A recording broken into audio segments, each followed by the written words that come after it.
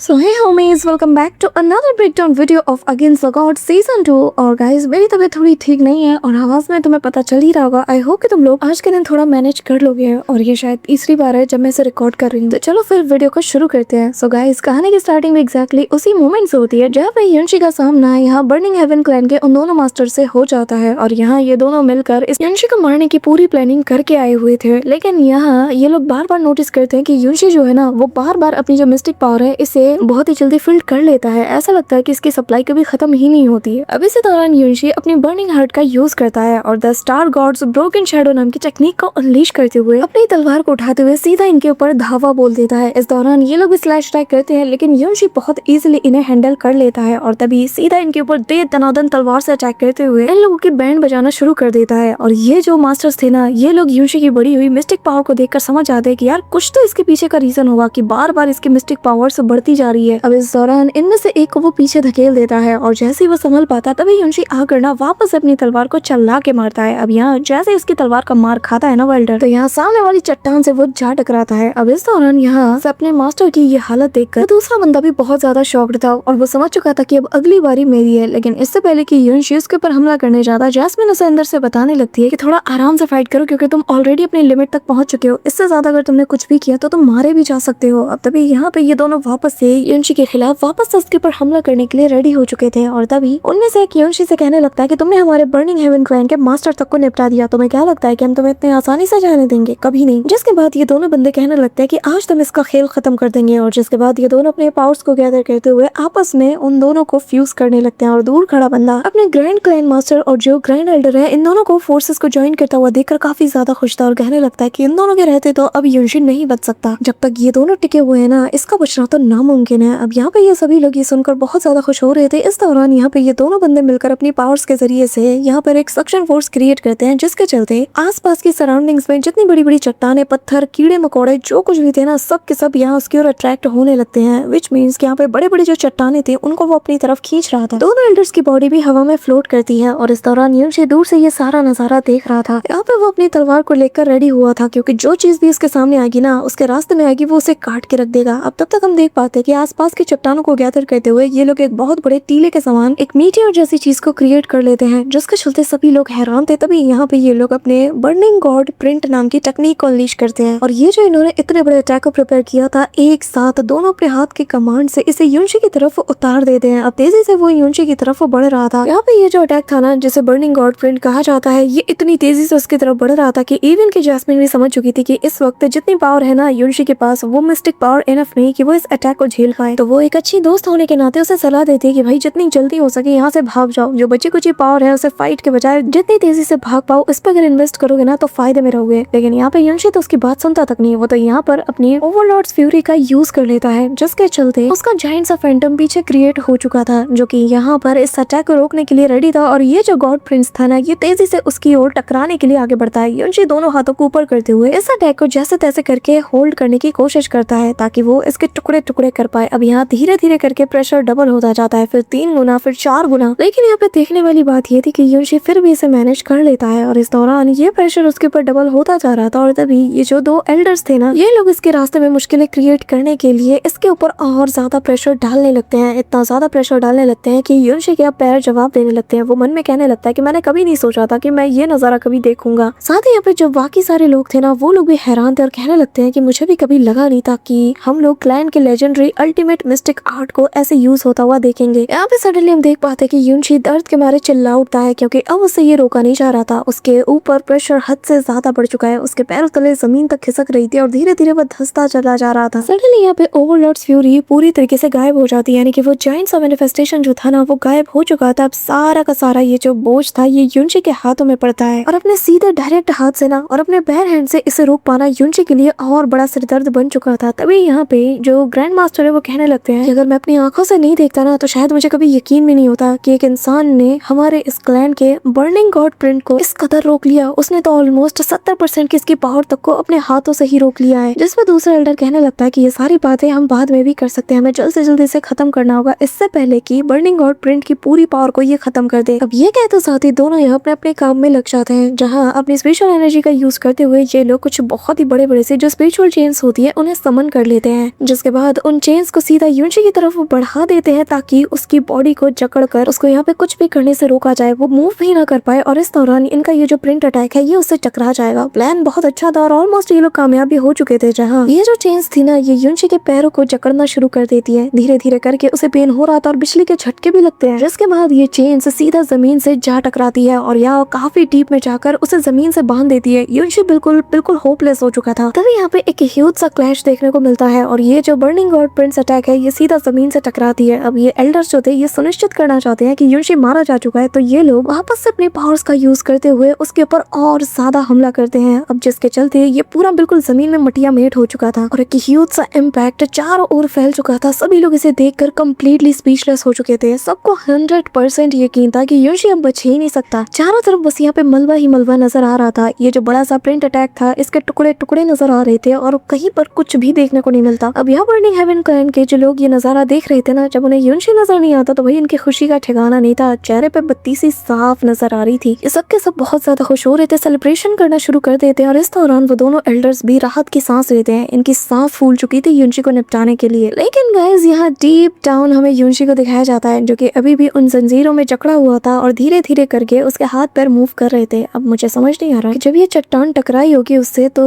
Underground में उसके लिए एक पैसेज कैसे बन गया यार। मतलब बेसिक्स अगर फिजिक्स भी यूज कर लो तो भी यार मेरे ख्याल से गड्ढा बन जाना चाहिए जिसके अंदर मलबा वलबा गिरा होगा। यहाँ पे कुछ बैरियर भी नहीं दिखाया जा रहा, ना कुछ है। सो आई वांट टू नो कि आखिर कैसे कैसे कैसे ये 4x4 का रूम बन गया नीचे। खैर मैं कैसे भूल सकती हूँ, कल्टीवेशन उभर है यहाँ पर, न्यूटन कभी पैदा ही नहीं हुआ है। So move to the story. यहाँ पे युनशी जैसे कि होश आ चुका था वो अपनी पूरी ताकत लगाते हुए कहने लगता है कि हो गया तुम लोगों का, अब मेरी बारी। जिसके बाद भाई वो अपनी पूरी ताकत लगा के उन चेन्स को बिल्कुल गायब कर देता है, डिसॉल्व कर चुका था। और जिसके बाद वो अपनी पुर्गेटरी का यूज करता है। मुझे समझ नहीं आ रहा, पहले भी तो चेन्स हटा सकता था, लेकिन गाइस जैसे पुर्गेटरी का यूज करता है ना युनशी तो भाई आसमान से ऐसा प्रेशर पड़ने लगता है हर एक चीज के ऊपर कि मैं तुम्हें बता भी नहीं सकती। बट तभी यहाँ पर एक तेज एनर्जी भी सर्च होती है, जैसे देखते साथ ही इन एल्डर्स की भी होश उड़ जाते हैं और तभी यहाँ पे युनशी के चिल्लाने की आवाज आती है और ये जो टेरिफाइंग से एनर्जी थी ना ये इनकी रूह तक को कपा रही थी और ये लोग समझ चुके थे कि उसने अपनी पूरी स्ट्रेंथ को लगा दिया है बस इस चीज को क्लियर करने के लिए, जिसका मतलब हमारे पास एक मौका है। वो इस वक्त चोटिल भी है और बहुत ज्यादा एग्जॉस्ट भी हो चुका होगा, तो बस यही मौका है कि हम उसे खत्म कर सकते हैं। अब यहाँ पे ये लोग प्लानिंग तो कर रहे थे लेकिन उनमें से दूसरा जो बंदा था वो यही कहने लगता है कि वो सब तो ठीक है लेकिन आखिर इसके मिस्टिक पावर बार बार सर्च कैसे हो रही है इतना, जबकि वो एग्जॉस्ट हो चुका है। तभी यहाँ पे जो जैस्मिन थी वो उसे बताने लगती है कि युनशी बात सुन लो अच्छे से, मेरी जो रिमेनिंग मिस्टिक पावर है वो अब इस पुर्गेटरी गेट को ज्यादा देर तक ओपन करके नहीं रख सकती, तुम्हें समझना होगा। लेकिन तभी युनशी अपनी डिस्ट्रॉइंग स्काई डेसिमेटिंग अर्थ नाम की टेक्निक को अनलीश करता है। जैसे ही वो इसे यूज करता है ना तो सबसे पहले ये जो बड़ा सा चट्टान था यानी कि जो बर्निंग हेवन गॉड प्रिंस है वो यहाँ पर इसको धीरे से क्रैक कर देता है और जिसके बाद चला के काफी सारे स्लैश अटैक मारता है और धीरे धीरे करके इसमें काफी सारी जो दरारें थी वो पड़ने लगती है और अगले ही पल एक ह्यूज एक्सप्लोजन के साथ ये पूरी तरीके से फट चुका था। अब यहाँ पे इसका जो बैकलैश है इन दोनों एल्डर्स के ऊपर पड़ता है यानी कि ग्रैंड मास्टर और ग्रैंड एल्डर के ऊपर। अब तभी यहाँ पे इम्पैक्ट इतना खतरनाक था कि ये लोग काफी दूर जा गिरते हैं, लेकिन युनशी तो इन्हें दौड़ा देता है और इनके पीछे उड़ते हुए जाते हुए कहने लगता है कि तुम्हें क्या लगता है कि तुम यहाँ से बच के जा सकते हो? अब तुम मरोगे और जाकर अपने एंसेस्टर को बता देना कि जिस आदमी ने तुम्हें मारा, तुम्हारे बर्निंग हेवन क्लैन को डिस्ट्रॉय कर दिया, उसका नाम युनशी है। यहाँ पे अपनी मौत को नजरों के सामने देखकर उसकी हालत खराब हो चुकी थी और युनशी यहाँ पर फीनिक्स विंग का यूज करते हुए एक स्लैश अटैक में इसको मौत के घाट उतार देता है। यहाँ पे ग्रैंड एल्डर की बॉडी सीधा जमीन पे जा गिरती है और काफी सारे जो बड़े बड़े जो चट्टानी थी वो उसके ऊपर गिरने लगती है। अब ये सभी लोग अपने ग्रैंड एल्डर को बचाने के लिए लपकते हैं, लेकिन ग्रैंड एल्डर की तो युनशी ने वाट लगा के रख दी थी। अब यहाँ पे तभी युनशी अनकॉन्शियस होकर जमीन पे गिरने लगता है, लेकिन वो अपने वर्ड को इमीडिएटली मैसेज देता है और वो सीधा युनशी को थाम लेती है और फिर ये लोग यहाँ से जाने लगते हैं। लेकिन गाइस इनका जो ग्रैंड मास्टर है वो तो अभी भी सही सलामत था और यहाँ पे युनशी के जाते साथ ही वो बाहर आता है और कहने लगता है कि जिया आखिर वो कैसा है। यहाँ पे ग्रैंड एल्डर को वो जिया कह रहा था, बट इससे पहले कि वो कुछ कह पाता वो भी यहाँ पे टपक जाता है। अब तभी सीन शिफ्ट होता है और हम देख पाते हैं कि युनशी ने जो बर्निंग हेवन क्लैन के साथ किया था इसकी खबर पूरे दूर दराज के इलाकों में पहुंच चुकी थी। इवन की जो श्याओ सेक्ट के जो श्याओ जियोतियान है उन तक भी ये बात पहुंच जाती है और वो जब सुनते कि युनशी ने इतने बड़े बड़े कारनामे किए तो वो खुद भी उसकी तारीफ करते हुए कहने लगते कि मानना पड़ेगा लड़के में गट्स तो है। यहाँ पे वो काफी ज्यादा हंसते हैं और खुश भी थे। लेकिन तभी यहाँ पे जो श्याओ मोयुन था यानी कि श्याओ सेक्ट के जो एक एल्डर है वो यहाँ पे अपने मास्टर को कहने लगते हैं कि पर आखिर हम उनके रिक्वेस्ट का क्या करें, बर्निंग हेवन क्लैन ने हमसे मदद मांगी है, हमें इस पर क्या जवाब देना चाहिए। तभी वो कहने लगता है कि इतना तुम भी जानते हो कि युनशी जैसा एक रूथलेस पर्सन हमारा दोस्त तो कभी नहीं बन सकता, लेकिन हमें इस बात को भी सुनिश्चित करना होगा कि वो हमारा दुश्मन भी कभी ना बने। और रही बात बर्निंग हेवन क्लैन के रिक्वेस्ट की तो हम इसे एक्सेप्ट नहीं कर सकते। अगर हमने इनकी मदद की तो ऐसा तो श्याओ सेक्ट भी उसके निशाने पे आ जाएगा। इतना इतना तो यार मैं भी समझ सकता हूँ, मैं बेवकूफ थोड़ी हूँ। ये सुनकर दूसरा बंदा जो पीछे खड़ा था वो खीखी करके हंसने लगता है। तभी यहाँ पे जो एल्डर है वो कुछ कहने की कोशिश कर रहा था, जिस पे मास्टर कहने लगते हैं कि बताओ आखिर तुम क्या कहना चाहते हो, जो भी है बोल डालो। जिस पे वो थोड़ा हेजिटेट करते हुए कहने लगता है कि मेरे ख्याल से जो यूनची है ना वो हमारे शाओ सेक्ट को सबसे ज्यादा नफरत करता है, इवन कि शायद बर्निंग हेवन क्लैन से भी ज्यादा। अब तभी ये सुनकर जो मास्टर थे ना यानी सेक्ट मास्टर वो कहने लगते हैं कि आखिर तुम क्या बकवास कर रहे हो, हम तो कभी मिले भी नहीं है, तो भला वो हमसे नफरत क्यों करेगा, तो भला वो हमसे नफरत क्यों करने लगा। अब यहाँ पे जो कांग युआन है ना यानी कि शाओ कांग युआन वो थोड़ा झिझकता है और तभी एल्डर कहने लगते हैं कि असल में शायद आपको याद नहीं, लेकिन कुछ सालों पहले आपने मुझे हमारे यंग मास्टर के साथ फ्लोटिंग क्लाउड सिटी भेजा था, याद है। जिसके बाद वो सारी बात बता देता है कि कैसे जो शाओ लिंग जी है उसके ऊपर इसने गंदी नजर डाली थी इसके लड़के ने, और जिसके बाद सारा कांड हुआ था, फिर यूनशी को कैसे फ्रेम किया गया था, हर एक चीज, इवन कि यूनशी की वाइफ को इसने चुराने तक की कोशिश की थी। अब यहाँ पे ये सारी बातें सुनकर भाई सेक्ट मास्टर के तो होश उड़ जाते हैं और वो अपने बेटे से कहने लगते हैं कि आखिर तो क्या चीजें हैं, तुझे शर्म नहीं आती, तूने यूनशी की वाइफ और उसकी आंट दोनों पे गंदी नजर डाली, आखिर किस टाइप का कीड़ा है तू, क्या तुम्हें मरना है क्या जो तुम ऐसी हरकत पे उतर आए थे। जिस पे उसका बेटा कहने लगता है कि मुझे क्या पता था वो वर्थलेस याओशी कभी आगे चलकर यूनशी बन जाएगा और इतना खतरनाक होगा। ये कहते हुए वो एल्डर के पीछे छुपने लगता है। तभी इसका फादर उसके पीछे जाने की कोशिश करता है, कहने लगता है कि क्या तुम्हें कभी वो कहावत नहीं सुनी कि कभी भी एक गरीब नौजवान को अंडर एस्टिमेट मत करना। ये कहते हुए वो सबसे पहले एल्डर को साइड करता है और फिर सीधा जाता है और अपने बेटे के पेट में ना एक जोर की लात मारते हुए उसे दूर गिरा देता है। कहने लगता है कि तेरी वजह से पूरा शाओ सेक्ट अब खतरे में है। जिसके बाद उसकी खूब मार लगाता है और कहने लगता है कि अगर यहाँ पे कोई वर्थलेस है तो वो हो तुम किसी काम के नहीं, एक नंबर के निकम में हो, बस यहाँ पे ट्रबल्स क्रिएट करते रहते हो, जहाँ पे भी जाते हो कुछ ना कुछ कांड करके आते हो और यहाँ पर मुझे भुगतना पड़ता है। अब तुम्हारा मन नहीं भरा और तुम इतने बड़े डिजास्टर को पूरे सेक्ट के ऊपर ले आए। हाँ अब मैं क्या करूंगा बताओ। ये कहते हुए भाई वो उसके बम पे ना दे लात मारता ही रहता है। तभी यहाँ एल्डर आके उसे छुड़ाने की कोशिश करते हैं, लेकिन यहाँ पे सेक्ट मास्टर उसे पीछे धकेल देता है और कहने लगता है कि तुम तो दूर ही रहो, और फिर वापस से इसकी बजाना शुरू कर देता है। वापस से कहने लगता है कि इसको तो आज मैं सबक सिखा के रहूंगा, इसे मैं नहीं छोड़ने वाला। तभी इसको अकल आएगी, ये जहाँ पे भी जाता है बस मुसीबतों को दावत देने के लिए जाता है। इसको पता भी है जो इसने पास्ट में किया है उसका अंजाम क्या हो सकता है, इसको कब अकल आएगी, लेकिन आज मैं इसको सबक सिखा के रहूंगा, इसकी मोटी बुद्धि में अकल में डाल के रहूंगा। अब यहाँ पे वो उसे इतना मारता है कि तभी उसका बेटा कहने लगता है कि फादर प्लीज रुक जाइए, आपको इतना गुस्सा नहीं करना चाहिए। यहाँ पीछे से एल्डर भी यही बात कहता है, तो यहाँ जो उसका फादर था ना वो एल्डर को मार के दूर लिटा देता है, कहता है कि तुम चुप रहो, और फिर अपने बेटे से कहता है कि क्या शांत हो जाओ, हाँ मैं शांत हो जाओ, तुम्हें पता भी है तुमने किया क्या है, तुम्हें पता है इस वक्त तुम मुझे कितना ज्यादा चुप रहे हो, तुम्हारा ये जो घटिया सा चेहरा है ये मुझे आंखों में चुभ रहा है, मन करता है इसको मार मार कर मसल दूं। तुम्हें अगर प्रॉब्लम्स को क्रिएट करने का इतना ही शौक है तो उसे खुद सॉल्व भी करो, आखिर तुम कब मर्द की औलाद बनोगे। पहले तो सीन खुद क्रिएट करते हो और फिर विक्टिम बनने का नाटक करते हो, तुम्हें अच्छे से जानता हूँ मैं, तुम एक नंबर की यूजलेस हो। इससे पहले कि वो कुछ और कह पाता सडनली यहाँ पर आसमान में हलचल होने लगती है। तीनों लोग ऊपर की ओर देखते हैं और समझ जाते हैं कि भाई तो यहाँ पर बहुत ही बड़ा होने वाला है। इसी के चलते ये सब के सब यहाँ पे अलर्ट हो जाते हैं और तभी यहाँ पे इनका जो सेक्ट मास्टर था वो यहाँ पर सबसे पहले फ्लाई करते हुए चट्टान की ऊपरी सतह पर पहुंच जाता है। अब तभी यहाँ पे जो इनका यंग मास्टर था उसे एल्डर उठाता है और ये भी उनके साथ मुंह उठा के वहाँ पे चले जाते हैं। तभी हमें यहाँ पे शाओ को दिखाया जाता है जिसके हाथ में एक अजीब टाइप का आर्टिफैक्ट था जो कि तेजी से ग्लो कर रहा था। अब ये करता हुआ देखकर जो सेक्ट मास्टर था वो कहने लगता है कि फादर फाइनली ये चीज हो गई, आपने इसे कर दिखाया। यहाँ पे वो पूरी तरीके से स्पीचलेस था। अब इसका फादर कहने लगता है कि हाँ 10 सालों की मेहनत अब फाइनली रंग ला रही है, फाइनली ये होने ही वाला है, बस एक सिंगल हेवन जैसी मीटिंग और जो भी इतना ज्यादा खतरनाक है कि इंस्टेंटली जो दर्जनों स्काई प्रोफाउंड एक्सपर्ट्स हैं उनको निपटा सकता है। तभी अब उसका फादर और ज्यादा खुश होते हुए बताने लगता है कि इससे तुम इतना ही अंदाजा लगा लो कि इसके जरिए से इवन की 2 हाफ स्टेप के जो किंग फेस के एक्सपर्ट्स हैं उन तक को भी हम निपटा सकते हैं। तब सर अंदाजा लगाओ अगर हमारे पास ऐसा कोई पावरफुल ट्रेजर होगा तो शाओ सेक्ट को किसी से डरने की क्या जरूरत, हमें जो भी चुनौती देने की कोशिश करेगा उसे तो हम मिट्टी में मिला के रख सकते हैं। अब तभी यहाँ पे जैसे अपने फादर से ये बात सुनता है ना तो सेक्ट मास्टर समझ आता है कि भाई क्या लकी अपॉर्चुनिटी है इनके लिए, मतलब कि यहाँ दुश्मन दरवाजे पे दस्तक देने वाला है और उससे पहले ही उन्हें इतनी बेहतरीन अपॉर्चुनिटी मिल गई। तो वो अपने फादर को बताता है कि फादर शायद हेवन की तरफ से ये हमारे ऊपर एक ब्लेसिंग्स है, वरना ऐसी सिचुएशन तो आज से पहले कभी हमारे सेक्ट के ऊपर नहीं आई और लगता है कि अब तो खुद हेवन भी यही चाहता है कि हम उस दुश्मन का हमेशा हमेशा के लिए खात्मा कर दें। जिसके बाद वो अपने फादर को बता देता है कि हाँ एक दुश्मन है जो कि हमारे दरवाजे पे दस्तक देने वाला है और शायद हमारा सर्वाइवल इस एक इकलौते ट्रेजर पे ही टिका हुआ है, अगर ये हमारे पास ना होता तो शायद हम सब के सब मारे जाते। अब ये सुनकर इवन किसका फादर तक हैरान था। साथ ही वो आगे कहने लगता है फादर शायद मेरे पास और कोई चॉइस नहीं इसलिए मुझे इसे बोरो कि तभी उसका फादर से रोक देता है। कहने लगता है कि चिंता मत करो, मुझे ऑलरेडी सारे मैटर की खबर लग चुकी है। उसके बाद वो अपने बेटे की तरफ देखता है और घुमा के एक चांटा उसे लगाता है जो देखकर सबके सब शॉक्ड हो जाते हैं। और जैसे इसने अभी अपने बेटे की उस एल्डर के सामने पिटाई लगाई थी बिल्कुल एग्जैक्टली उसका फादर भी उसकी बुरी तरीके से बिल्कुल एग्जैक्टली वैसे ही पिटाई लगा देता है, उसकी भी एग्जैक्टली उतनी बुरी हालत कर देता है जितनी उसने अपने बेटे की थी। और तभी उसका फादर भी कहने लगता है कि मैं यहाँ पर बस थोड़ी देर के लिए नीचे क्या आया, तुमने तो सारे सेक्ट का बेड़ा गर्क कर दिया। जब तक मैं सब कुछ संभाल रहा था तब तक तो हमारे सेक्ट के ऊपर ऐसी कोई कैलेमिटी नहीं आई, बस जरा सी मेरी नजरें इधर उधर क्या हुई और तभी सब कुछ तुमने बेड़ा गर्क कर दिया। मैंने हमारे सेक्ट के फ्यूचर के लिए क्या कुछ नहीं किया, किस हद तक नहीं गया, और आज यहाँ पर तुमने पूरी ऐसे मिट्टी में मिला के रख दिया। अब हमारा क्या होगा तुमने कभी सोचा भी है? अब यहाँ पे वो उसे इतनी लातें मारता है कि देख करना उसके पोते को हंसी आ जाती है। तभी यहाँ पे वो कहने लगता है कि फादर प्लीज चुप हो जाइए, प्लीज अपना गुस्सा ठंडा कीजिए, शांत हो जाइए। ये सुनकर भाई वो उसे एग्जैक्टली वैसे ही मारते हुए कहने लगता है कि क्या शांत हो जाऊंगा? तुम्हारा ये घटिया सा चेहरा देख करना मुझे अंदर से चुल मचती है, ऐसा लगता है कि इसे मैं तोड़ के मसल के रख दूं। हर वक्त सारा ट्रबल तुम क्रिएट करते हो और यहाँ मेरे सामने आकर विक्टिम का रोल प्ले करते हो, तुम्हें शर्म आनी चाहिए। मुझे समझ नहीं आ रहा कि आखिर मैंने तुम्हारे जैसे यूजलेस बेटे को कैसे पैदा कर दिया, तुम्हारे जैसा इंसान मेरा बेटा कैसे हो सकता है? अब यहाँ पे इसकी पिटाई लगाने के बाद वो थक चुका था और तभी यहाँ पे वो कहने लगता है कि मैंने इतने सालों तक सेक्युलेशन में बस डिवाइन ट्रेजर्स को रिफाइन करने में लगा दिया, और तुम्हारे पिता होने के नाते अब मुझे ये सब कुछ हैंडल करना होगा। और अब जबकि मैं बाहर आ चुका हूँ तो मैं देखना चाहता हूँ कि ये जो लेजेंडरी प्रोडिजी है युनशी आखिर ये कितना ज्यादा स्ट्रॉन्ग है, मैं खुद उसके पावर को टेस्ट करना चाहता हूँ। अब ये कहते हुए हंसते हुए वो यहाँ से सीधा बर्निंग हेवन क्लैन के अंदर पहुंच जाता है। अब तभी यहाँ पे उसे देखते साथ ही जो यहाँ का जो ग्रैंड मास्टर है वो कहने लगता है कि आखिर तुम हो कौन? जिस पे वो कहने लगता है कि पुराने दोस्त, लगता है कि तुमने मुझे पहचाना नहीं, वैसे भी हमें मिले हुए काफी अरसा हो चुका है। अब श्याओ वुई को देखते साथ ही वो पहचान जाता है और अपनी जगह छोड़ देता है, कहने लगता है कि क्या ये तुम ही हो श्याओ वुई? मुझे यकीन नहीं हो रहा कि श्याओ सेक्ट ने बस तुम्हें भेजा है हमारी मदद करने के लिए, कैसा भद्दा मजाक है। जिस पे यहाँ पे वो ही कहने लगता है कि क्या हुआ, क्या मैं अकेला इनफ नहीं? जिस पे ग्रैंड मास्टर कहने लगता है कि शायद तुमने सुना नहीं, वो जो युनशी है वो बहुत ज्यादा खतरनाक है, तुमने उसकी ताकत को कम आंका है, वो तुमसे कई गुना ज्यादा स्ट्रॉन्ग है, तुम उसका अकेले सामना नहीं कर सकते। जिस पे वो हंसते हुए अपने पास से उस ट्रेजर को बाहर निकालता है और कहने लगता है कि हाँ शायद मैं अकेला उसका कुछ नहीं बिगाड़ सकता, लेकिन क्या होगा अगर मैं इसे अपने साथ मिला लूं? ये कहते हुए वो अपने पास से हेवन डेसिमेटिंग ऑर्ब को बाहर निकालता है। अब जैसे उस ऑब्जेक्ट को देखता है ना तो यहाँ पर ग्रैंड मास्टर के भी होश उड़ चुके थे और वो कहने लगता है कि क्या ये वही है? जिसमें वो कहने लगता है कि हाँ ये वही ट्रेजर है और अब बस तुम बैठे बैठे देखना कि कैसे मैं इसके जरिए से उसे पूरी तरीके से डिस्ट्रॉय कर देता हूँ। जिसमें वो उसे रिस्पेक्ट देते हुए कहने लगता है कि ब्रदर श्याओ तुम्हारे इस एहसान के लिए पूरा बर्निंग हेवन क्लैन तुम्हारा जिंदगी भर एहसान बंद रहेगा। अब तभी यहाँ पे युनशी आ चुका था और वापस से इन सभी को ललकारते हुए कहने लगता है कि अब तुम सब बाहर निकलो क्योंकि मेरे हाथों से तुम में से कोई भी नहीं बचने वाला। यहाँ पे युनशी जैसे ही श्याओ वुई को देखता है ना तो कहने लगता है कि लगा नहीं था कि मुझे तुम यहाँ देखने को मिलोगी। जिसमें वो कहने लगता है कि मैं बस इतना बताना चाहता हूँ कि जिस लड़के ने तुम्हारी फैमिली के साथ गलत किया है ना उसको उसकी सजा तो मिल के रहेगी। जिसपे वो कहने लगता है कि अच्छा ऐसी बात है, ठीक है फिर मैं तुम्हें जीने का एक आखिरी मौका देता हूँ। जिसपे वो कहता है कि हाँ बोलो। जिससे कहने लगता है कि मेरे सामने रहम की भीख मांगो, गिड़गिड़ाओ, चिल्लाओ तो शायद मैं तुम्हें कुछ दिन जीने को दूं। ये सुनकर श्याओ वुई काफी ज्यादा हंसता है और कहने लगता है कि जैसा कि मैंने सुना था कि तुम बहुत ज्यादा एरोगेंट हो, लेकिन र्यूमर से ज्यादा भी तुम एरोगेंट निकले। अब तभी वो अपनी पावर्स को एक्टिवेट करते हुए कहता है कि युनशी अगर आज यहाँ से तुम जिंदा वापस निकल पाए ना तो तुम मेरा नाम बदल के रख देना। अब तभी यहाँ पर वो काफी सारे स्वॉर्ड्स के जरिए से अपने आसपास एक टोर्नेडो जैसी चीज को बना लेता है और सीधा एक साथ सारे अटैक्स को वो उसकी तरफ चल देता है। लेकिन गाइस ये तो युनशी है और युनशी इन सभी से निपटते हुए तेजी से उसके करीब जा रहा था। जितने भी अटैक्स उसके ऊपर हो रहे थे ना वो बहुत इजीली उन सभी को टैकल करते हुए आगे बढ़ रहा था। जिसके बाद युनशी उसके करीब आकर उसके ऊपर हमला कर देता है, लेकिन वो इस अटैक से डॉज कर चुका था। तो मौका देखते साथ ही युनशी इमीडिएटली ओवरलॉर्ड्स फ्यूरी का यूज करता है और यहाँ पे जायंट सा फैंटम आते साथ ही उसकी तरफ अपनी तलवार को चला के मारता है। यहाँ पे हम देख पाते हैं कि श्याओ वुई को बहुत मुश्किल होती है उस अटैक को डॉज करने के लिए। इवन की आधी जगह डिस्ट्रॉय हो चुकी थी और वो तभी युनशी की तारीफ करते हुए कहता है कि मानना पड़ेगा तुम्हारे अंदर दम तो है, लेकिन असली खेल तो अब शुरू हुआ है। ये कहते हुए वो अपने एक्सट्रीमली वाइन डोमेन का यूज करता है और श्याओ वुई और युनशी यहाँ पर एक टोर्नेडो जैसी चीज के अंदर फंस चुके थे जहाँ चारों ओर से युनशी के ऊपर हमला होता है। और तभी यहाँ पे श्याओ वुई हंसते हुए कहने लगता है कि लड़के अब तो तुम्हें पता चल ही गया होगा कि आखिर मैं क्या करने का दम रखता हूँ। इस दौरान यहाँ पर काफी सारे पोर्टल से युनशी के ऊपर हमला होते हैं। युनशी अपने स्वॉर्ड से उन्हें रोकने की कोशिश करता है लेकिन ये तादाद में बहुत ज्यादा थी। अब तभी यहाँ पे हम देख पाते कि ग्रैंड मास्टर का बेटा जो था वो जैसे तैसे बच चुका था और वो यहाँ पे ये अटैक देखकर कहने लगता है कि मानना पड़ेगा श्याओ सेक्ट के पास कुछ तो गट्स हैं। लेकिन जैसे ही वो और गौर से देखता है तो युनशी यहाँ पर इस जगह को, इस डोमेन को ब्रेक करने में लग चुका था और तभी यहाँ पे वो अपने फीनिक्स ब्रेक नाम की टेक्निक का यूज करते हुए मल्टीपल फीनिक्स के जरिए से यहाँ इस डोमेन के बैरियर पे हमला करना शुरू कर देता है। इवन की यहाँ पर श्याओ वुई को भी इससे डील करने में दिक्कत आने लगती है। जो देखकर सबके होश उड़ चुके थे। तभी यहाँ पे युनशी अपने फायर पावर की मदद से यहाँ पर एक वॉर्टेक्स टाइप को बना लेता है जो कि यहाँ पे लगातार श्याओ वुई को अपनी तरफ खींचने लगता है और उसके डोमेन की तो वही ऐसी की तैसी हो चुकी थी। यहाँ पे जो श्याओ वुई है वो जैसे तैसे यहाँ से भागने के लिए निकल पड़ता है। उसके शरीर पर जो आग लगी थी उसे वो बुझा देता है, लेकिन तब तक युनशी यहाँ पे फीनिक्स हेवनली वोल्ट स्लैश को चल चुका था और उससे चलते साथ ही उसके ऊपर वो टूट पड़ता है। यहाँ पर आग और पानी का तगड़ा कॉम्बिनेशन के साथ युनशी श्याओ वुई के ऊपर हमला कर चुका था। श्याओ वुई भी अपने उस आर्टिफैक्ट के जरिए से युनशी के ऊपर हमला करने जाता है और दोनों एक दूसरे की तरफ तेजी से बढ़ रहे थे और जिस पल ये दोनों एक दूसरे से क्लैश करने ही वाले थे तभी आज का ये ब्रेक डाउन वीडियो यहीं पे एंड हो जाता है। और गाइस वीडियो तुम्हें कैसी लगी कमेंट में जरूर बताना, और अगर तुम वीडियो को यहाँ तक देख रहे हो मेक श्योर कि तुम वीडियो को लाइक करके चैनल को सब्सक्राइब जरूर कर रहे हो। तो मिलती हूँ मैं तुमसे नेक्स्ट ब्रेक डाउन वीडियो के साथ, तब तक के लिए बाय।